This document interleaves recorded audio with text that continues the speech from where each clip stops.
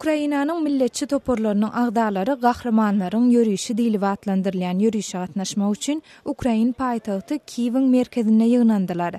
Sağçy sektor atly milletçi toporyň Swoboda partiýasynyň Ukrain milletçileriniň guramasynyň agdalary we beýlekler Ukrain paýtagtynyň Mikhailov meýdançasyna geçirilen ýörüşe gatnaşdylar.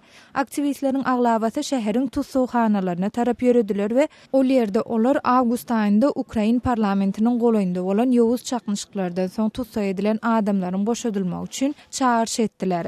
14-nji oktýabrda Ukrainada däwe öwrilen dini bayramçylyk bellenýär. 2014-nji ýylda bu sene watany goranlaryň güni diýilip resmi bayramçylyk hökmüne ikrar edildi. Siz Azatlyk radiosynyň şonky täzelikleri bilen tanışyp boldunuz.